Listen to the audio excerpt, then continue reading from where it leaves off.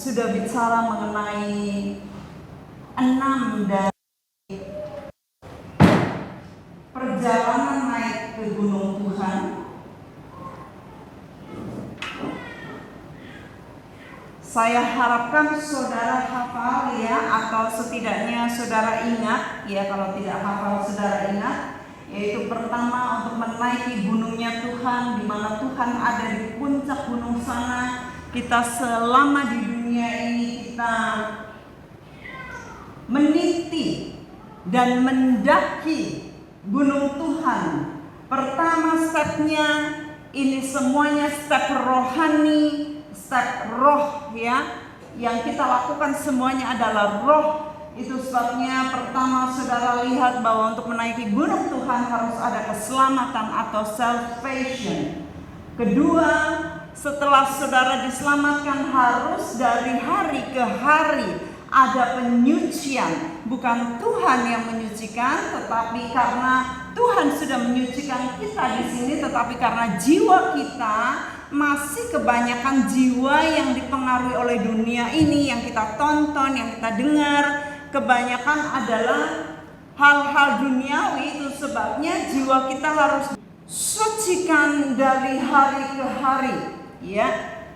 Jiwa kita pada akhirnya nanti goalnya adalah keselamatan jiwa. Jadi jiwa kita harus disucikan. Jiwa kita harus mengalami penyucian dari waktu ke waktu. Baik, saya akan sambung dari penyucian ini. Penyucian ini harus terjadi dari hari ke hari. Lalu setelah saudara disucikan dari hari ke hari, saudara naik ucapan syukur. Tetapi ini gak pernah lepas ya. Saudara, 1, 2 saudara harus jaga terus. Lalu yang ketiga harus ada ucapan syukur, pujian atau thanksgiving and praise. Hari demi hari saudara menyanyikan pujian ya, menyembah Tuhan. Bahkan Daud dikatakan 7 kali sehari. Lebih baik 1 hari ada di pelataranmu daripada 1000 hari di tempat lain. Kerinduannya sangat luar biasa. Dan ucapan syukur tidak hanya mengucap syukur, tetapi saudara bisa dengan memberi. Memberi itu adalah ibadah ucapan syukur.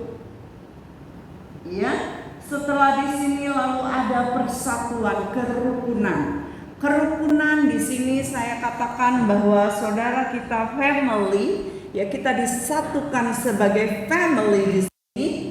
Penting sekali ada kerukunan. Ya. Kalau gembala punya gawe, saudara ikut, ya, enggak cul. Itu bukan keluarga. Kalau keluarga nyengkuyung bareng, bantuin bareng, apa yang bisa saya bantu, ya, itu keluarga. Jadi harus ada kerukunan dan unity, persatuan di antara keluarga, di antara tubuh Kristus. Dan saya sangat mengharapkan ini. Saya sebagai wakil dari Papi di sini, saya mengharapkan kesatuan, bukan hanya kesatuan pelayanan, tetapi kesatuan hati kita. Ya, hati kita. Saya bicara pada para pelayan agar hatinya itu satu dengan kami. Karena kalau kami diangkat Tuhan untuk melayani di mimbar dan mereka sama-sama melayani di mimbar, bagaimana hatinya jauh dari kami, gak senang sama kami, ngedumel sama kami, lalu ngerasani di balik punggung kami, nuncep punggung kami. Ya, orang yang demikian tidak layak untuk membangun tubuh Kristus. Ya, saudara harus sehati dengan kami para hamba-hamba Tuhan di sini, para pelayan Tuhan. Ya, saudara nggak bisa nanti ngomong di luar nggak enak suaranya, balik ke kami. Ya, balik ke kami. Aduh, kok nggak enak ya suaranya orang ini ya. Kami harus doakan, kami harus kuasai. Tapi seandainya saudara dengar yang kurang baik, saudara langsung shut down, saudara tutup, saudara kalau api itu langsung saudara padamkan ya, supaya nggak mubal, nggak keluar. Tapi saudara yang ngerem, kita nggak tahu orang itu, kita nggak tahu gembala kita. Saudara lebih baik gitu daripada apa yo si ngomong sopo, ya ketoke yo ngono yo ya. Jangan sampai itu terjadi. Harus ada unity in heart, di dalam hati kita. Lalu yang kelima, saya sudah doa puasa, yaitu prayer and fasting, karena penting sekali. Dan ini sampai di sini ini memang sulit, nggak banyak orang bisa puasa. Lalu yang keenam adalah iman. Iman ini juga membutuhkan explanation yang sangat butuh waktu. Dan yang keenam, ini nggak pernah kepikir oleh saya, dan mungkin juga nggak pernah kepikir oleh saudara. Yang ketujuh, jadi di surga atau di bumi ini perjalanan kita ada yang namanya step yang sudah termasuk di dalam Galatia atau Galatians 2 ayat 20. Jadi ini ketujuh ini merupakan isi dari Galatia 2 ayat 20. Mari kita baca Galatia 2 ayat 20. Atau saya akan baca dari 19, tapi level ini adalah level 2 ayat 20. Saya baca dari 19 dulu. Sebab aku telah mati oleh hukum Taurat untuk hukum Taurat, supaya aku hidup untuk Allah. Ya, supaya aku hidup untuk Allah, aku telah disalibkan dengan Kristus. Aku telah disalibkan dengan Kristus. Saudara telah disalibkan dengan Kristus. Jadi ingat, saudara telah disalibkan. Jadi saudara sudah mati dengan Kristus. Kalau ayat 20 baca sama-sama 2, 3. Namun aku hidup, tetapi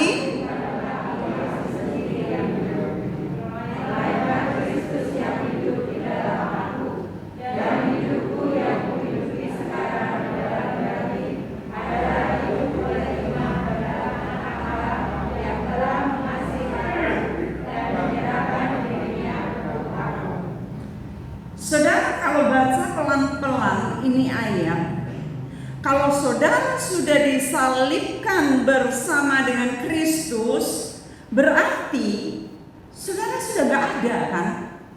Karena saudara sudah mati.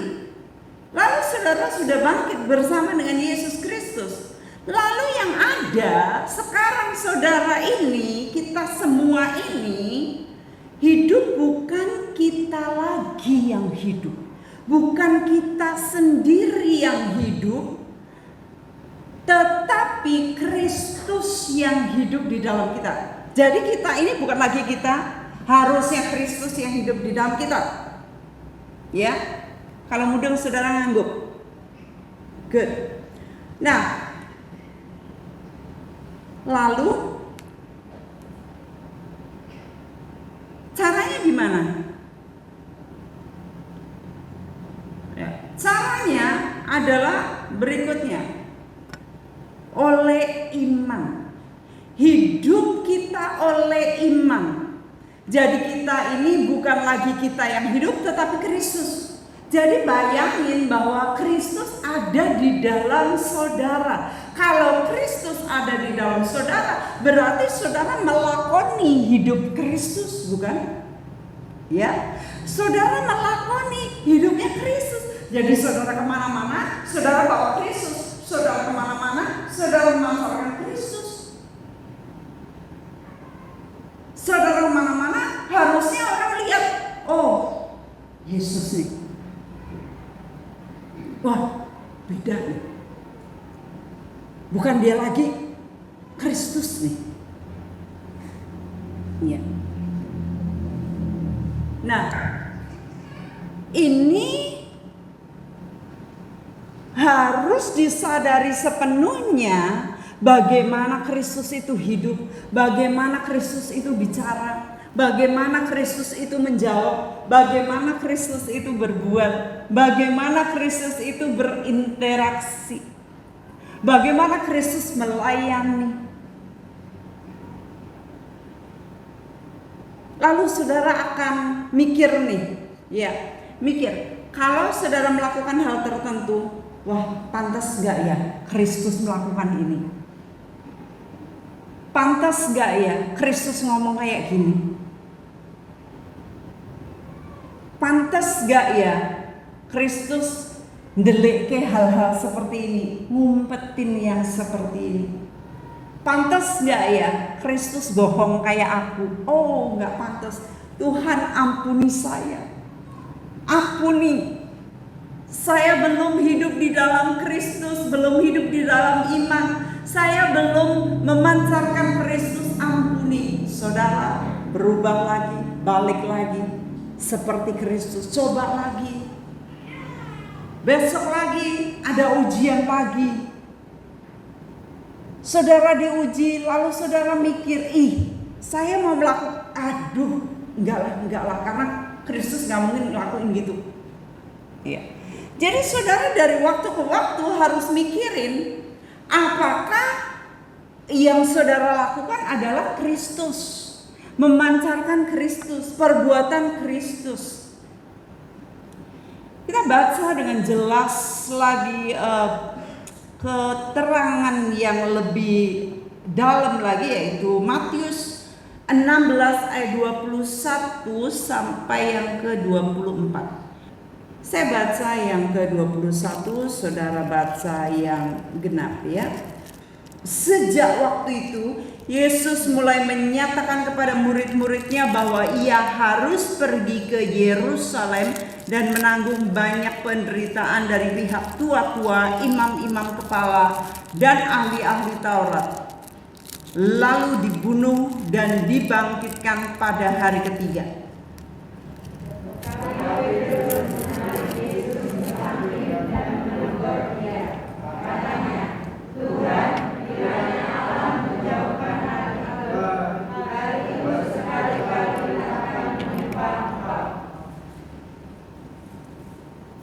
Maka Yesus berpaling dan berkata kepada Petrus, "Enyahlah iblis, engkau suatu batu sandungan bagiku, sebab engkau bukan memikirkan apa yang dipikirkan Allah, melainkan apa yang dipikirkan manusia."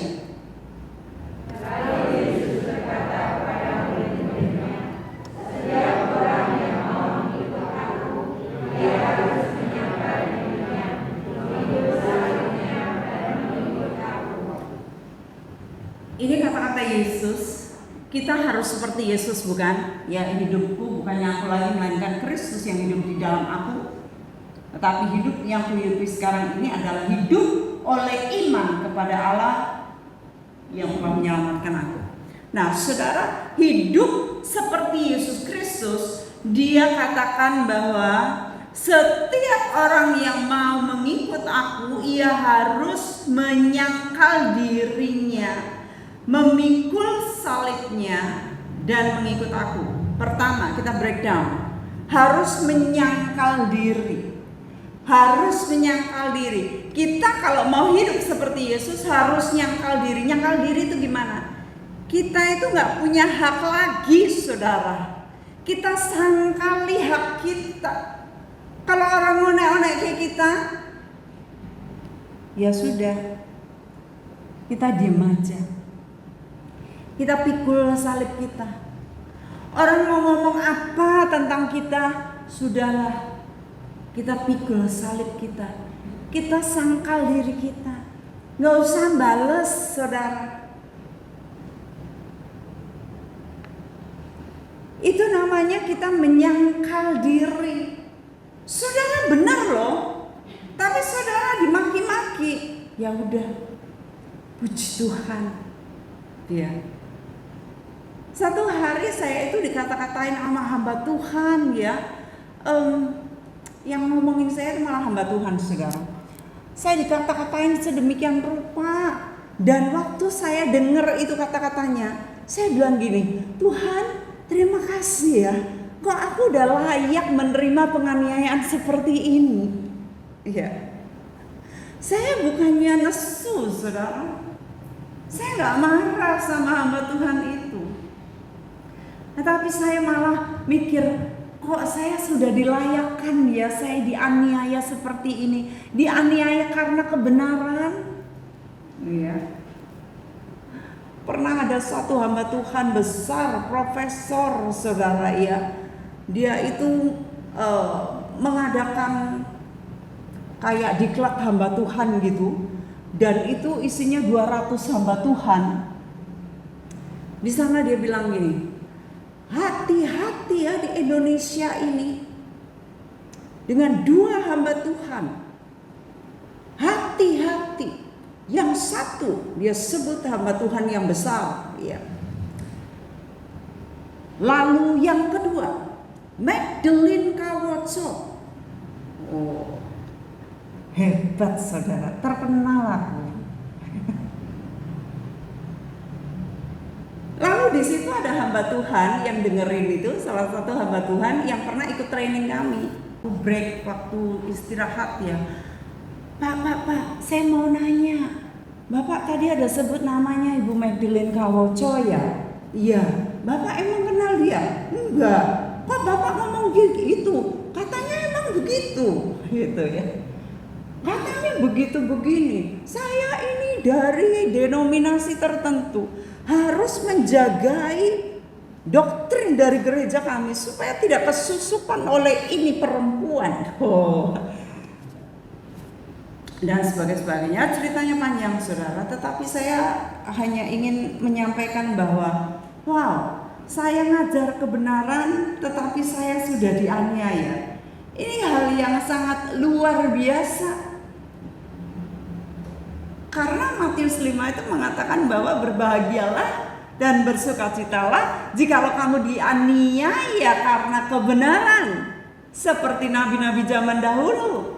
Mereka juga dianiaya dan besar upahmu di surga. Jadi saya waktu dianiaya begitu saya loncat-loncat. Haleluya, terima kasih, saya terima upah nabi ini ya. Saya dianiaya sedemikian rupa dan saya bersyukur saudara. Kadang-kadang kita itu gak terima ya. Kita mau bela hak kita dan kita menyuarakan kebenaran, kita ngasih alasan, kita mau membenarkan diri dan sebagainya. Gak ada gunanya. Itu belum menyangkal diri. Tapi saat kita diajar Yesus, dia berkata barang siapa mau mengikut aku, ia harus menyangkal dirinya, memikul salibnya dan baru mengikut aku. Ada seorang yang bernama Dietrich Bonhoeffer. Dietrich Bonhoeffer, dia orang Jerman kalau nggak salah ya. Dia itu ngikut Yesus sedemikian rupa, dia melayani Yesus sedemikian rupa, dia menginjil dan kemudian dia ditangkap di Jerman oleh Nazi, oleh Hitler dan dia digugat ya.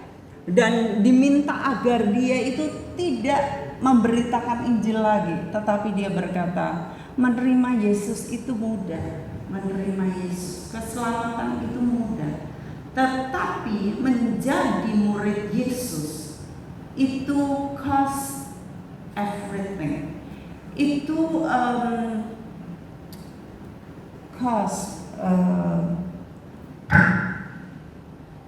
mempertaruhkan segalanya, ya. Bayarannya adalah hidup, ya. Kalau hanya terima Yesus, gampang. Tapi Yesus berkata, barang siapa mau mengikut aku, dia harus menyangkal dirinya, memikul salibnya, dan mengikut aku. Menjadi murid Kristus. Menjadi murid Kristus. Hidup seperti Kristus. yaitu berani untuk pikul salib, berani untuk sangkal diri. Iya. Ada satu ayat yang bikin saya dulu banget ya, bikin saya kaget gitu. Kok ada ayat seperti ini? Nah, coba kita lihat apakah saudara kaget ya. Ayatnya ada di 1 Korintus 6 ayat 7. Adanya saja perkara di antara seorang terhadap yang lain telah merupakan kekalahan bagi kamu. Mengapa kamu tidak lebih suka menderita ketidakadilan? Excuse me, benar nggak sih itu ayatnya? Mengapa kamu tidak lebih suka menderita ketidakadilan? Ngerti maksudnya saudara? Mengapa kamu nggak nerima aja ditidakadili? Gitu. Saudara terimalah ditidakadili. Mengapa kamu tidak suka? Tidak lebih suka dirugikan? Saudara diminta untuk rugi, saudara. Berarti aku nek dodolan ora entuk payu, ora entuk badi. Boleh badi. Harus badi. Iya. Harus. Kalau jualan enggak badi ya itu namanya kerja bakti, saudara. Ya, kerja rodi. Tetapi ini bukan soal jualan. Tetapi ini soal hidup kita, hak kita yang kita gondeli, yang kita pegangi. Apakah kita mau menerima keadilan atau ketidakadilan? Dan di sini dikatakan kamu itu lebih baik menderita ketidakadilan. Kalau ada perkara di antara kamu, jangan bela diri. Kamu harus belajar untuk lebih suka dirugikan. Ya ampun, saya kaget waktu baca ini ayat, saudara. Kok ada ayat seperti ini? Dan kita lihat memang banyak sekali anak-anak Tuhan, hamba-hamba Tuhan. Mereka mati bagi Tuhan. Mereka menderita bagi Tuhan. Mereka tidak peduli nyawanya. Iya. Kalau saya bicara minggu sebelumnya mengenai Abraham yang diminta haknya, udah lama dijanjiin punya anak, 25 tahun punya anak. Baru istrinya hamil, beneran mengandung. Ya. Dan kemudian Tuhan minta. Tapi Tuhan mintanya gak langsung Ishak, Tuhan minta Ismail dulu yang setengah, ya, setengah resmi ini anak. Ya. Diminta dikit-dikit, rela enggak? Sampai dia disebut bapak orang beriman, bapak segala orang percaya. Saking dia itu, Tuhan itu seringkali ingin lihat kita, apakah kita masih ada keakuan, masih ada yang dipegangin, saudara. Apakah kita erat-erat padahal Tuhan yang ngasih? Iya. Tetapi kadang kita sulit mau ngasih sama Tuhan aja hitungan. Ya, ada orang yang nanya saya, kalau perpuluhan itu neto, bruto, Bruno. Saya bilang hitungan banget sama Tuhan. Kalau kamu itu disentil sama Tuhan aja, kamu masuk rumah sakit, yang keluar itu jauh lebih banyak loh daripada apa yang kamu harus berikan sama Tuhan. Iya. Tuhan ngasih pelem, sak pelok-peloknya dimakan.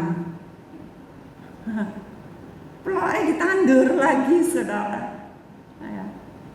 Nah, kita kadang begitu meganginya apa yang merupakan kita pikir merupakan hak kita, apalagi nyawa, ya. Apalagi nyawa, saudara. Saya sudah ceritakan berulang kali, tetapi saya ingin ceritakan lagi ya. Kalau nggak salah saya belum ceritakan, mungkin sudah cerita.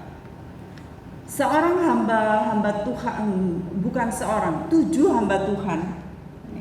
7 hamba Tuhan di area Eropa sana diminta untuk menyangkal Yesus. Menyangkal itu artinya, yuk kamu bilang kamu nggak kenal Yesus. Wah, aku kenal Yesus kok. Aku terima Yesus kok. Iya, ininya digoncang. Fondasi dari perjalanan ke gunung Tuhan ini digoncang. Selamatannya mau diambil.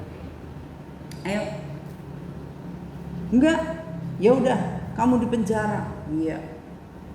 Ada di Cina itu namanya Brother Yun. Itu juga dianiaya seperti itu dan Tuhan dia sampai jadi kecil banget badannya saking nggak makan jadi orang mengumpamakan jadi kayak kismis gitu. Orangnya gemuk saking nggak makan jadi sampai meringkus kayak kismis itu.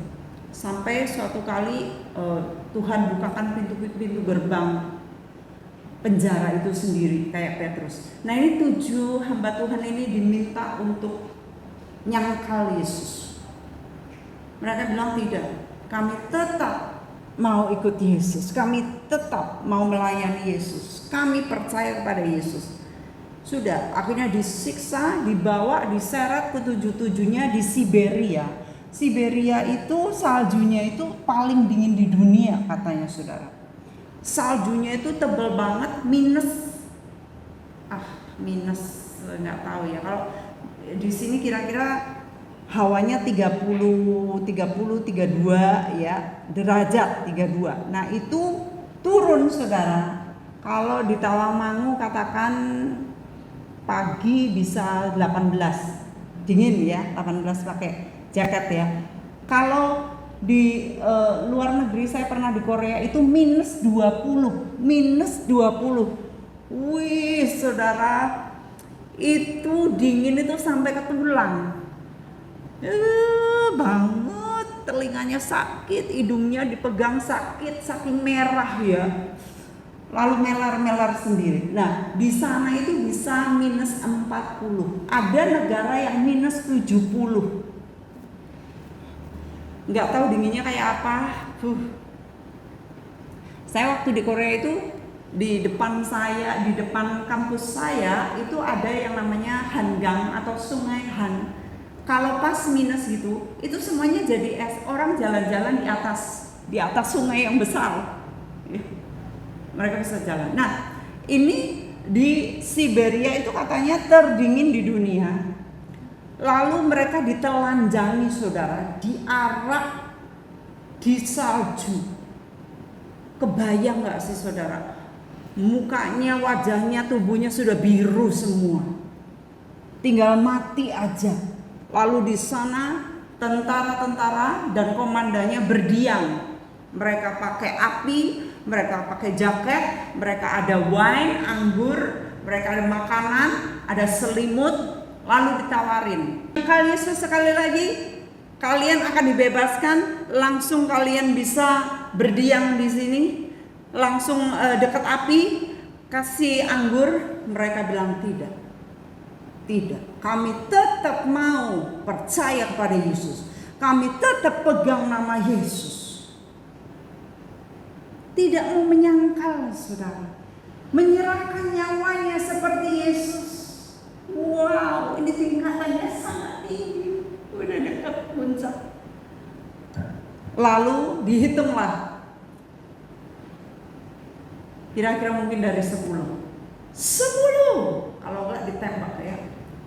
9. Mereka bergeming. 8. 7. 6. 5. Komandan ini heran, kucek-kucek mata. Lihat, kok di belakang mereka ada seperti malaikat. Dan malaikatnya itu pada bawa mahkota, saudara. Mahkota di kepala hamba-hamba Tuhan ini. Lalu ini komandan lihat-lihat lagi, lihat. Nah, yang sebelah pojok sini malaikatnya gini. Bingung juga. Ada. Lalu 2. 1 angkat tangan, yang sini angkat tangan, yang lain tidak angkat tangan. mati semua, saudara. Yang sini angkat tangan. Dia waktu angkat tangan nggak ditembak dong, saudara. Dia bilang, saya mau sangkal Yesus. Saya nyangkalin Yesus. Saya nggak percaya sama Yesus. Sudah, saya nyangkal Yesus. Oh, makanya komandannya itu melihat bahwa malaikatnya, jadi hati orang itu, hati hamba Tuhan itu nyangkal, terima, nyangkal, terima, nyangkal, bertahan, nyangkal, bertahan. Makanya malaikatnya gini-gini, saudara. Pada waktu komandannya melihat itu dan malaikat ini menarik mahkotanya, komandan itu bilang begini, saya mau terima Yesus. Dia jadi gantian ya, gantian orang ini ditarik ke sini, komandannya di sana, dan komandan itu ditembak, saudara, oleh para prajuritnya sendiri. Dia terima mahkota itu. Hanya sebentar aja. Ditembak pun, kalau kita ada hidup bersama Kristus, yang ngerasain Yesus, saudara, bukan kita. Yang ngerasain Yesus. Saya ingat beberapa tahun yang lalu gereja-gereja dibakar ya, termasuk GPPS di mana itu yang pendetanya namanya Pak Ishak di Jawa Timur. Dia dibakar dan ada beberapa yang melarikan diri, bisa lompat pagar, tetapi dia ada di dalam situ. Dia bergandengan dengan salah satu pengerjanya, dan siapa lagi, 5 di situ. Mereka memuji Tuhan, mereka gandengan tangan dan terbakar dalam keadaan berlutut bergandengan. Indah banget, saudara. Kiranya Tuhan menguatkan kita jikalau suatu hari kita harus menghadapi hal seperti ini. Kalau kita harus menyerahkan nyawa kita. Nah, nyawa ini, saudara, ini hal yang terakhir. Hal terakhir, saudara. Sebelum nyawa banyak sekali hal-hal yang kita masih pegang mungkin, yang kita gak mau serahkan kepada Tuhan mungkin. Ya seperti saya bilang, itu hak kita, ego kita. Kalau kita melihat ini, dan Yesus mengatakan ini kepada murid-murid, Matius 16:24, ini menyimpulkan bagaimana Yesus mau kita hidup di dunia. Murid-murid Yesus, mereka semuanya mati martir, saudara. Ada salah satu yang mati, atau ada 2 yang mati tua, tetapi itu sejarah menulis berbeda-beda. Tetapi yang pasti Rasul Petrus itu mati, dia mati disalib. Tetapi dia berkata begini, saya tidak layak untuk mati seperti Yesus guruku. Saya mau mati disalib terbalik saja. Dan ini dia gambarnya bagaimana dia mati disalib terbalik. Saya ngebayangin ya bagaimana kalau dibalik gitu kan, darahnya pada ngumpul di kepala ya. Itu cepat sekali, pembuluh darah pecah, langsung mati. Darah bisa lewat mata keluar langsung pecah, lewat telinga, lewat hidung, mulut, semuanya pecah. Tetapi seperti Stefanus, dia mati dirajam, ternyata bukan dia yang merasakan, Yesus yang ngerasain.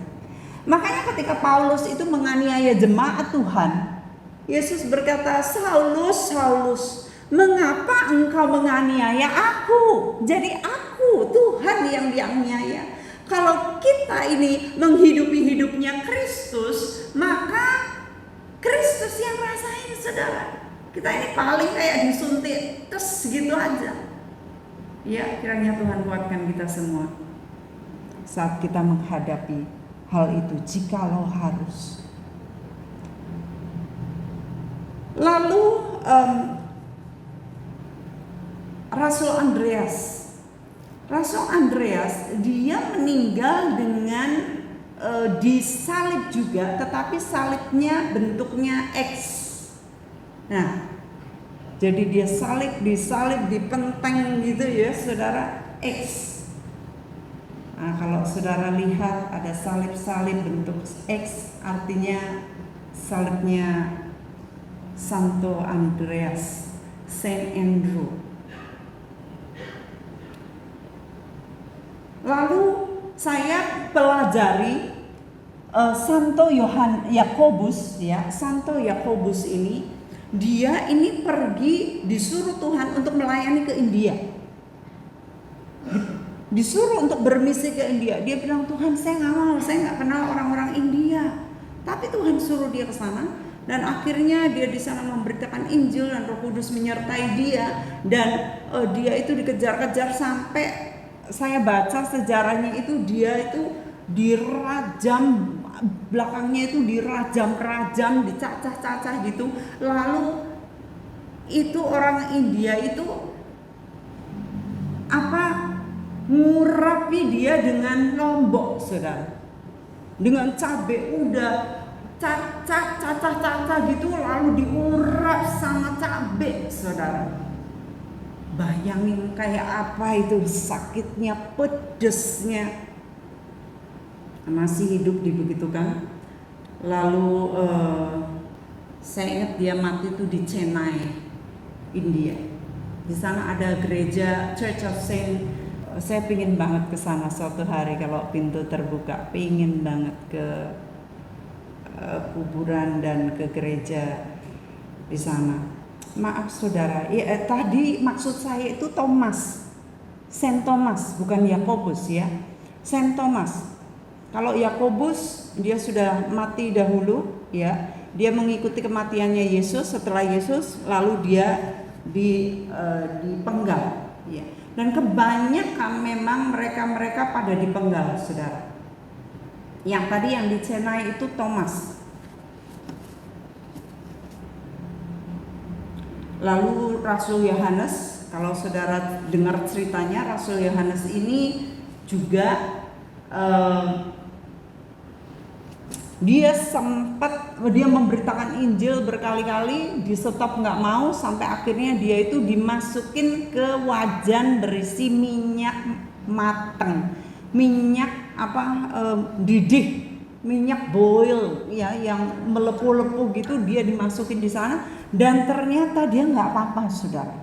Waktu dimasukin di wajan berminyak panas, dia nggak apa-apa, sehingga makin banyak orang terima Yesus, makin lagi orang yang menganiaya dia itu jengkel banget.